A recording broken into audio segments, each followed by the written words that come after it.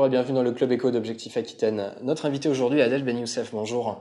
Oui, bonjour. Vous êtes à la tête d'Accelerate Systems, entreprise créée aux États-Unis, Seattle je crois. Oui, Seattle, le siège social est à Seattle, voilà. Absolument. Vous êtes implanté à Bordeaux pour la filiale française. J'aimerais qu'on parle, pour démarrer cette interview, de votre activité, pas forcément peut-être simple à appréhender pour le grand public. Alors, Accelerate Systems a été créé en 2007 d'un constat. En partant d'un constat, c'est que l'informatique pour les entreprises avançait très très vite et que ces entreprises n'avaient pas forcément les bonnes ressources, les bonnes technologies au bon moment. Et par ailleurs, il y avait beaucoup d'entreprises innovantes qui créaient de nouvelles solutions sur plusieurs thématiques. Et donc, Accelerate Systems a été créé pour accélérer l'adoption de ces technologies dans les entreprises. C'était exactement l'objectif. Donc, nous avons créé, la société a été créée à Seattle, a été très rapidement développée par un bureau de liaison à Mexico pour couvrir l'Amérique latine et pour donc déployer toutes ces solutions. Alors, ces solutions sont articulées autour de 5 grands axes, dont 3 qui sont primordiaux. Le premier, c'est la sécurité informatique des entreprises. Le second, c'est la big data et le cloud, qui sont pour nous un couple indissociable, big data et cloud.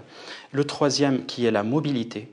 Le quatrième, qui est la gestion de la performance des infrastructures IT. Et le cinquième, qui est la transformation des données des systèmes centraux. D'accord. Vous parlez de big data, vous parlez de cloud, de virtualisation. C'est des termes qui peuvent paraître un peu compliqués d'accès, un peu cryptiques. Est-ce qu'on a l'impression que c'est un marché, le marché des logiciels d'entreprise, qui évolue à une vitesse incroyable, particulièrement ces dernières années. Est-ce qu'il est possible, malgré tout, vous allez me dire c'est votre métier, de rester un peu à la pointe? Alors pour essayer de vous donner une image, depuis l'apparition des smartphones, toutes nos données produites sont des données utiles. C'est-à-dire qu'on les utilise, qu'on produit de l'information ou pour alimenter des réseaux sociaux, pour échanger des emails, pour s'échanger des photos avec sa famille. Donc toutes ces informations génèrent énormément de données. C'est ce qu'on appelle la big data. C'est la déferlante qui nous arrive, qui est imposée aujourd'hui aux entreprises. Cette big data impose des modifications structurelles au niveau des clouds, impose des prises de conscience importantes au niveau de la sécurité informatique, car comme tout le monde ne le dit pas assez, la sécurité, les données que nous produisons à chaque moment sont notre propriété. Donc nos données sont nos propriétés. Donc il faut que les systèmes qui les utilisent, qui les manipulent, qui les transfèrent d'un point à un autre, soient équipés d'un minimum d'outils de sécurisation pour assurer leur fiabilité, leur confidentialité et leur intégrité. Alors, puisque vous parlez de sécurisation, j'anticipe un peu dans mes questions. Je voulais justement qu'on me parle de cet aspect-là. Est-ce que les entreprises sont suffisamment conscientes, parfois des risques qu'elles peuvent prendre ? Alors, nous n'avons pas de chiffres très très précis là-dessus. Il y a énormément d'entreprises qui sont, on va dire le mot, piratées, tous les jours, n'importe quelle entreprise, sans qu'elle le sache, n'importe quelle entreprise. On a identifié que n'importe quelle entreprise qui a un poste de travail avec des données clientes sont potentiellement la cible d'un pirate informatique. Imaginez une toute petite PME. Elle n'est même pas innovante. Elle fait par exemple du bois, elle fabrique du bois.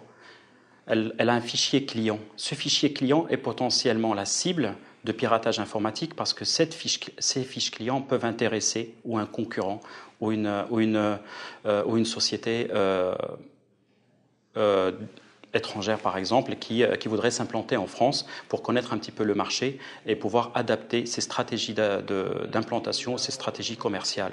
Donc aujourd'hui, nous travaillons au sein de plusieurs organismes, au sein d'associations, notamment le CLUSIR Aquitaine par exemple, qui est une association c'est un club de la sécurité informatique, et on fait énormément de sensibilisation auprès des PME-PMI, énormément d'informations, parce qu'on est conscient que la problématique de sécurité n'est pas prise à sa juste valeur dans les grands projets structurants informatiques dans les entreprises.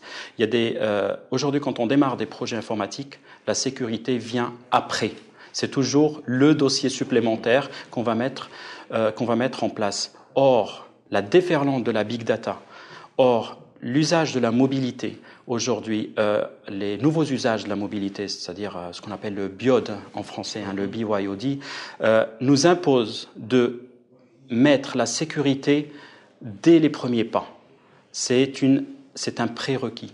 La sécurité informatique, si on ne le prend pas, ensuite il sera beaucoup plus difficile, beaucoup plus complexe d'intégrer la sécurité dans ces projets d'envergure. Alors, je trouve que ma dernière question portera sur cet aspect de la mobilité. Oui. Sur le papier, c'est parfait. Plus de réactivité, plus d'efficacité. On peut travailler depuis n'importe où avec son téléphone, avec son ordinateur portable ou sa tablette.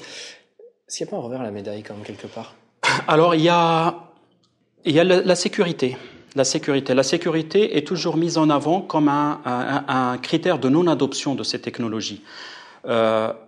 Aujourd'hui, on a un recul assez important qui nous donne des indicateurs.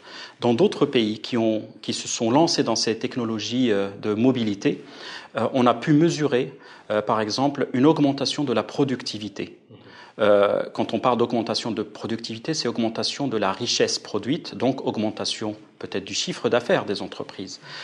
On peut toujours se cacher derrière la crainte, la peur.